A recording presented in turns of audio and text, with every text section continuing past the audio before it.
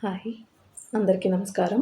నేను air India ఫ్లైట్‌లో జరిగిన ఇన్సిడెంట్ గురించి చెప్దామనుకుంటున్నాను. అయితే ఈ ఫ్లైట్‌లో కాకుండా ఇంకొకటేంటంటే, ఈరోజు జరిగిన Kolkata incident same air India ఫ్లైట్‌దే. అయితే ఈ ఎయిర్ ఇండియావి ఇలా ఎందుకు జరుగుతున్నాయి? ఏమైంది? ఏంటి? దాంట్లో ఒక్కొక్కరిది ఒక్కొక్క విషాదగాథ. నిజంగా అసలు మొన్నటి ఫ్లైట్ ఇన్సిడెంట్ అయితే ఒక్కొక్కరిని ఇట్లా కదిపివేసింది. అంత ఘోరమైన యాక్సిడెంట్ అసలు. ఏమైంది అంటే ఫస్ట్ ఒక్కొక్కరి లైఫ్ చదువుతుంటుంటే దాంట్లో ఒకరి డాక్టర్ లైఫ్ కానివ్వండి, ఒక అమ్మాయి చిన్నప్పటి నుంచి చిన్న చిన్న కోరికలు తనకున్న ఏరోప్లేన్ చూసి చిన్న ఏరోప్లేన్‌ని చూడడము, అది నాకు కావాలి అనుకోవడము, అట్లా చిన్న చిన్నవి ఇన్సిడెంట్స్ అన్నీ దాచిపెట్టుకొని పెద్దయ్యాక ఎయిర్ హోస్టెస్‌గా వర్క్ చేయడము.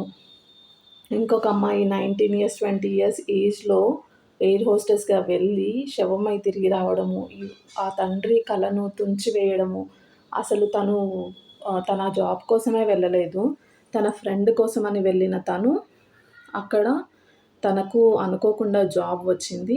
తన తండ్రిని అడిగితే, "చాలా మంచి జాబ్. నువ్వు ఖచ్చితంగా జాయిన్ అవ్వచ్చు. ఏం ప్రాబ్లమ్ ఉండదు" అని చెప్పిన తన తండ్రి మాటలు విని తను జాయిన్ అయ్యింది. తను జాయిన్ అయ్యి తిరిగి శవంలా తిరిగొస్తున్నానని వాళ్ళు ఎప్పటికీ అనుకోరు. అలాంటి ఇన్సిడెంట్.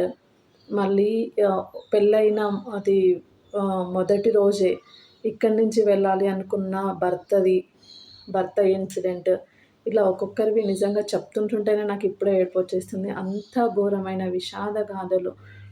అసలు ఇలాంటివి యాక్సిడెంట్స్ మళ్ళీ మళ్ళీ జరగకూడదు అననే అనుకుంటున్నాను. ఎప్పుడు ఎవరికీ జరగకూడదు. అందరూ సేఫ్‌గా వెళ్ళాలి, సేఫ్‌గా ఉండాలని అనుకుంటున్నాను.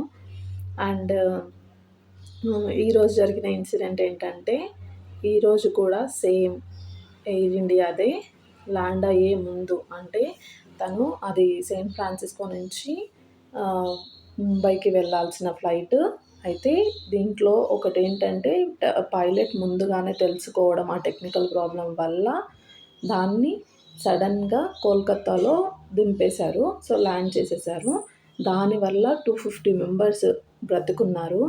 అదే గనక ఇది కొంచెం ముందో ఏది జరిగినా కానీ మళ్ళీ పరిస్థితి సేమ్ దారుణంగా ఇలాగే ఉండేది.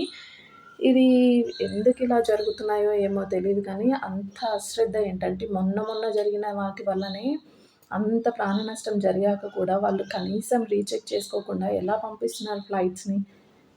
ఇప్పుడొచ్చిన ఫ్లైట్‌ది కూడా లెఫ్ట్ సైడ్ ఇంజిన్ ఖరాబ్ అవ్వడం వల్ల దాన్ని సడన్‌గా ముంబైలో దాన్ని ల్యాండ్ చేపిచ్చి దాన్ని మళ్ళీ టెక్నికల్ ప్రాబ్లమ్ అంతా సరిచేసి అందులో ఉన్న ప్యాసింజర్స్‌ని దింపేయడం వల్ల వాళ్ళు సేవ్ అయ్యారు. మొన్నటి ఇన్సిడెంట్‌లో అయితే పాపం 240 మెంబర్స్ చనిపోయారు.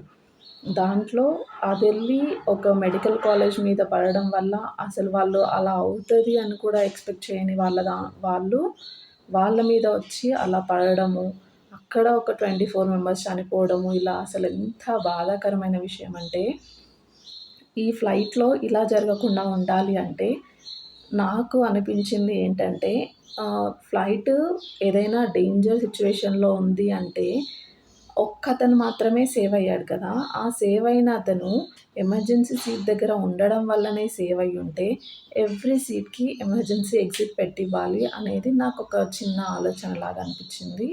ఇది ఎంతవరకు నిజమో ఎగ్జిస్ట్ అవుతదో అవ్వదో తెలీదు. జస్ట్ నేను నార్మల్‌గా చెప్తున్నాను. అండ్ ప్రతి ఒక్క వాళ్ళకి సీట్ బెల్ట్ ఎంత ముఖ్యమో పారాషూటో అట్లా ఏదైనా అరేంజ్ చేయగలిగితే అది ఇంకా బెటరు. అండ్ అది ఫ్లూయల్ ఎక్కువ ఉండడం వల్ల కాలిపోయింది కదా!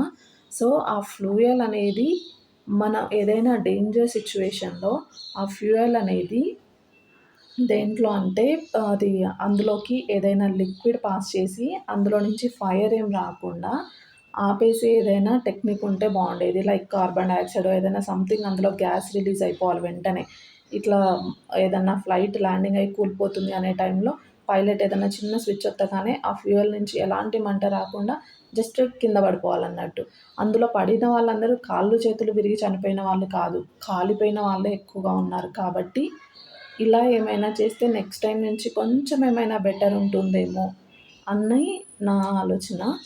సో, ఇందులో ఎంతవరకు నిజమో, ఎంతవరకు ఎగ్జిస్ట్ అవుతాయో లేదో తెలీదు. అది టెక్నికల్‌గా ఇంజినీర్స్‌లో ఉన్న వాళ్ళకి తెలుస్తుంది. సో, ఏదైనా హెల్ప్ అవ్వచ్చు అన్నట్టు జస్ట్ నేను నా ఐడియాని ఇందులో పెడుతున్నాను. మీకు అలా ఏదైనా అనిపిచ్చుంటే కింద కమెంట్‌లో మెన్షన్ చేయండి. మీ ప్రతి ఒక్క ఐడియాని ఎవరైనా తీసుకొని అది ఎక్కడి వరకైనా వెళ్ళొచ్చు. సో, కింద మెన్షన్ చేయండి. And thank you so much. ఇలాంటి ఇన్సిడెంట్స్ మళ్ళీ జరగకూడదని మనస్ఫూర్తిగా కోరుకుంటున్నాను. బాయ్.